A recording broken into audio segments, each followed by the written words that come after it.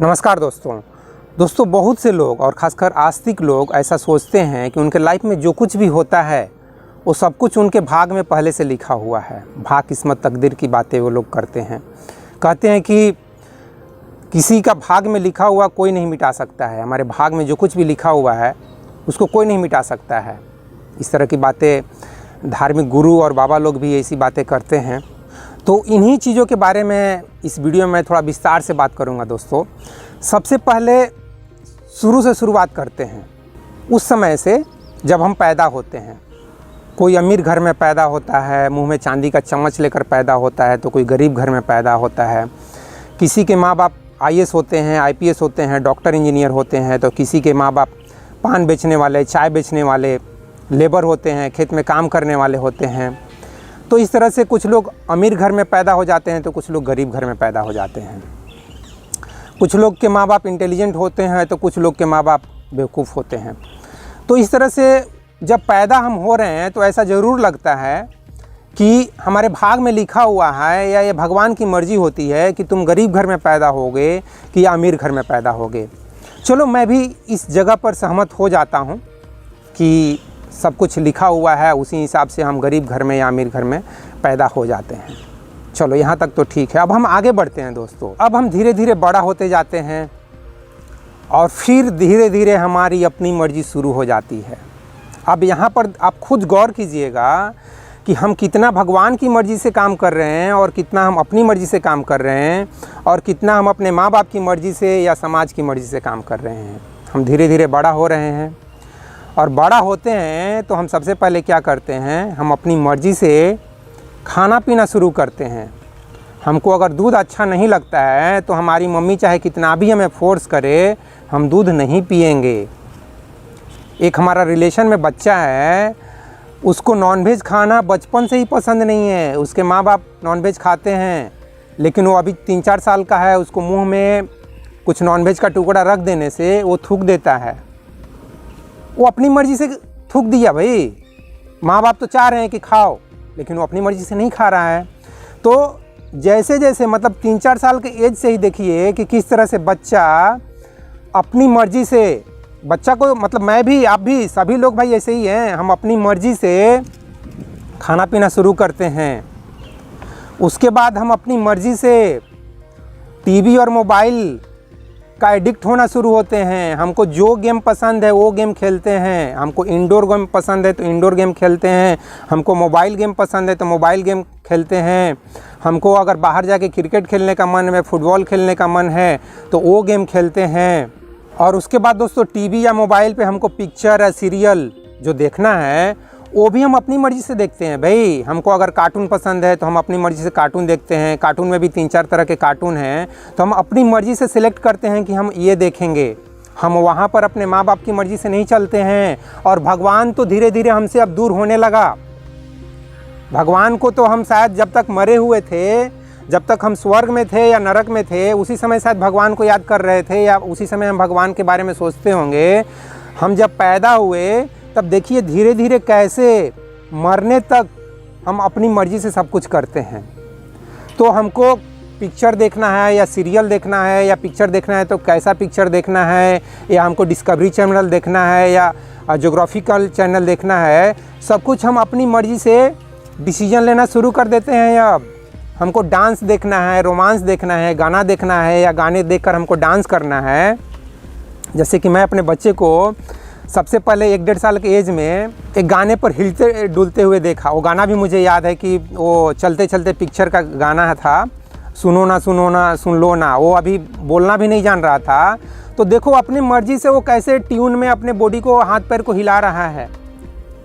आप समझ रहे हैं ना कि एक बच्चा भी अपनी मर्ज़ी से सब कुछ करना शुरू कर रहा है भाई। भगवान की मर्ज़ी कहाँ गई? तेल लेने। भगवान की मर्ज़ी गई तेल लेने। उसके बाद पढ़ाई की बात, पढ़ाई में हमारी बिल्कुल मर्ज़ी चलती है भाई। हमको पढ़ने का मन है तो हम पढ़ते हैं, नहीं पढ़ने का मन है तो नहीं भी पढ़ते हैं। तो नहीं पढ़ते हैं तो फिर क्या होता है, तो मम्मी पापा हमको थप्पड़ मारते हैं। हमने भी थप्पड़ खाया है बचपन में, मुझे भी पढ़ने में कुछ ज़्यादा इंटरेस्ट नहीं था। तो यहाँ पर क्या हो रहा है, हमको गाय भैंस चराने में ही अच्छा लगता था। चलो यार पढ़ने में मन नहीं लग रहा है तो मैं भैंस ही चराते रहता था दिनों भर। या खेलते कूदते रहता था दोस्त लोग के साथ, तीसरा चौथा तक ऐसे ही चलते रहा।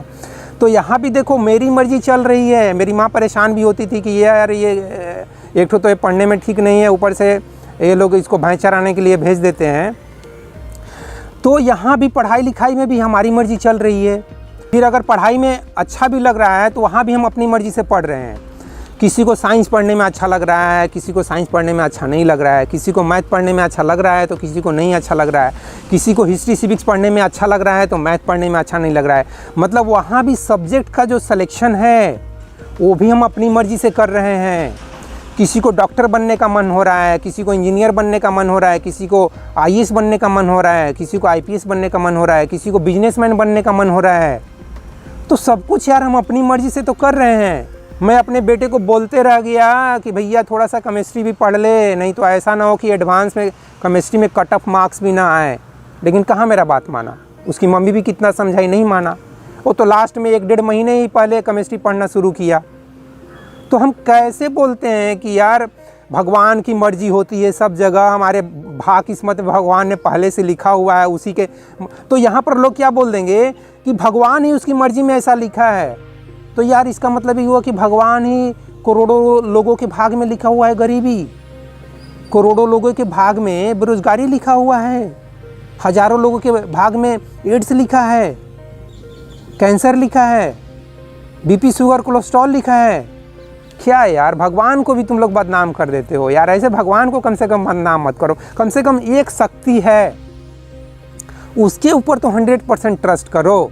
जैसे कि मैं उस शक्ति के ऊपर 100% ट्रस्ट करता हूँ कि हाँ वो जो कुछ भी करती है या जो कुछ भी करता है उसका पर्पस होता है अच्छा करना।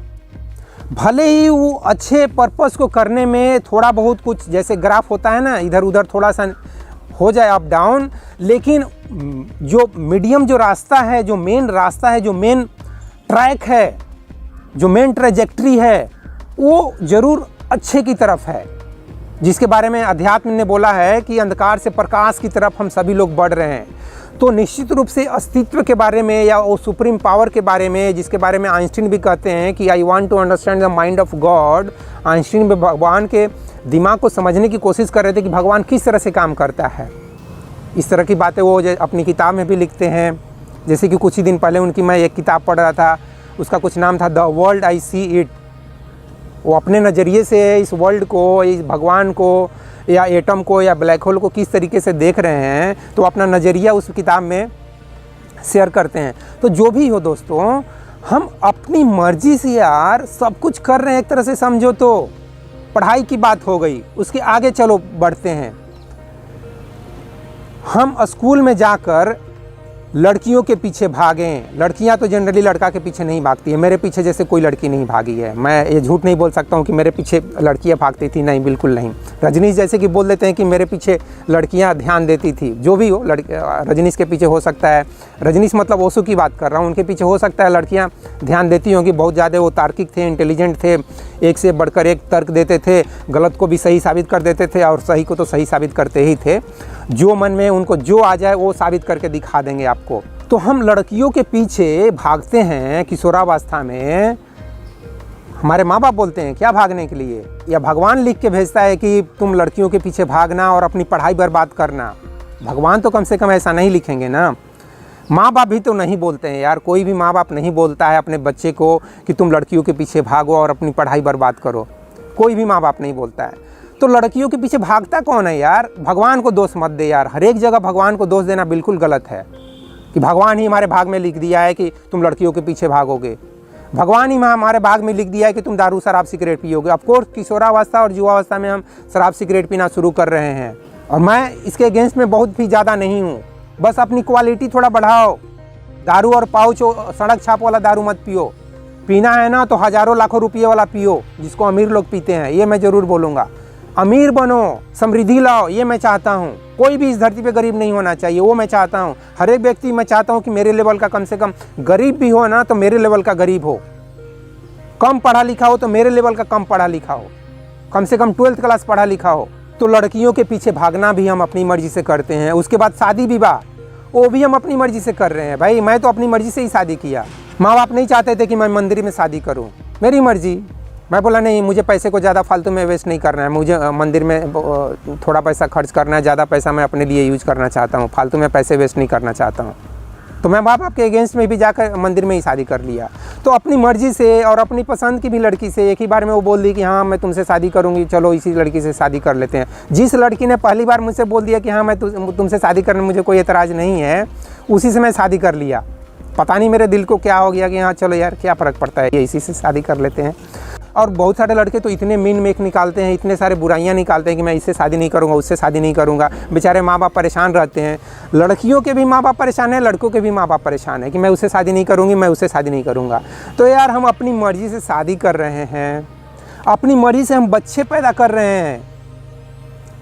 अगर बेटी पैदा हुई तो नहीं, हमको एक बेटा भी चाहिए, फिर दोबारा बेटी पैदा हो गई नहीं तो हमको और बेटा चाहिए, तो और एक ऐसा करते करते भले ही 3 4 5 कितना भी हो जाए, तो हम अपनी मर्जी से बच्चा भी पैदा कर रहे हैं। 4 5 लड़कियां हो गई तो अब थक हार के मान लिए कि यार भगवान मेरे भाग में 5 लड़की ही लिखी है, तो जाने दो अब बस करते हैं, अब इतना जिम्मेदारी मेरे से उठा नहीं पाएंगे, कैसे इनकी शादी विवाह होगी, बूढ़ा हो जाएंगे, मर जाएंगे, फिर इन बेटियों का क्या होगा।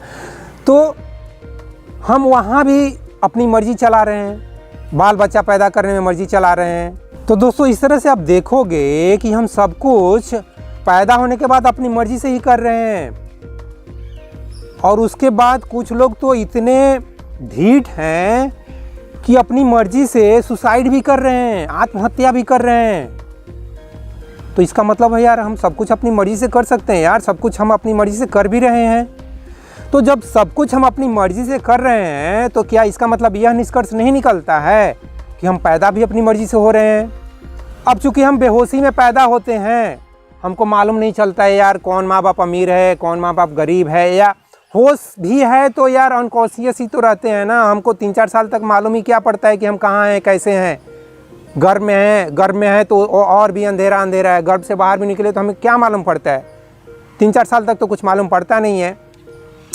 तो मेरा कहने का मतलब यही है कि क्या इन सभी बातों से, पैदा होने से लेकर मरने तक, जब हम सब कुछ अपनी मर्जी से करते हैं तो क्या इसका मतलब यह नहीं हुआ कि हम सब कुछ अपनी मर्जी से करते हैं? पैदा होने का काम भी अपनी मर्जी से करते हैं, मरने का काम भी अपनी मर्जी से करते हैं, शादी विवाह करना, पढ़ाई लिखाई करना, नौकरी कौन सा करना है, कौन सा नहीं करना है, कौन सा छोड़ना है, कौन सा बिजनेस करना है, कौन सा बिजनेस नहीं करना है, लाइफ में चोरी करना है, गलत काम करना है, अच्छा काम करना है, बुरा काम करना है, सब कुछ तो हम यार अपनी मर्जी से कर रहे हैं। फिर क्यों भगवान को लाते हो कि भगवान हमारे भाग में ऐसा लिखा है और इसलिए हम ऐसा कर रहे हैं, भगवान हमारे भाग में ये तकलीफ़ लिखा है, ये बीमारी लिखा है, ये परेशानी लिखा है, इसलिए हम इसको झेल रहे हैं। यार तुम इससे यह निष्कर्ष क्यों नहीं निकालते हो कि तुम जो कुछ भी कर्म करते हो उसी कर्मों का फल भोग रहे हो? अगर कुछ भोग रहे हो तो चाहे वो सुख का हो चाहे दुख का हो, सब कुछ यार आप अपनी मर्जी से कर रहे हो। इसलिए भगवान को ज़्यादा अपने लाइफ में इस तरह से मत लाओ। खासकर अपने लाइफ में जो कुछ भी परेशानियां हैं ना, उस परेशानियों को भगवान के मत्थे मत मढ़ो। इस वीडियो में बेसिकली मैं यही बोलना चाहता हूँ कि भगवान के मत्थे यार समस्याओं को मढ़ना बंद करो। जो कुछ भी हो रहा है सबकी जिम्मेदारी अपने ऊपर लो, अपने कर्म के ऊपर लो कि हाँ मैं जो कुछ भी हूँ वो अपनी वजह से हूँ, अपने कर्मों की वजह से हूँ, उन सभी कर्मों का मैं परिणाम हूँ। ऐसे सोचो यार। तो दोस्तों अगली बार जब आप भाग्य किस्मत की बात करें, भगवान की बात करें, अपने लाइफ में जो कुछ भी परेशानियां हैं उसकी बात करें, तो ज़रूर सोचें कि इसमें मेरी मर्ज़ी कितनी है और भगवान की मर्ज़ी कितनी है। और आप ज़रूर ये सोचें कि लाइफ में जो कुछ भी है वो 99% या 99.99% वो आपकी मर्ज़ी से हो रहा है, और हो सकता है 0.1% इस नेचर के हिसाब से या भगवान की मर्ज़ी से हो रहा है। मैं भी मान लेता हूँ, लेकिन उसको ज़्यादा वैल्यू मत दो कि भगवान की मर्ज़ी से सब कुछ हो रहा है। नहीं, 0.001% भगवान की मर्ज़ी से हो रहा है और 99.99% तुम्हारी मर्ज़ी से हो रहा है, मेरी मर्ज़ी से हो रहा है, हम सबकी मर्ज़ी से हो रहा है। बाकी दोस्तों इस बारे में आपका क्या विचार है उस बारे में आप कमेंट बॉक्स में ज़रूर लिखना। तो इस वीडियो में बस इतना ही दोस्तों। जय हिंद, जय भारत और जय विश्व, जय भगवान। Thank you very much friends.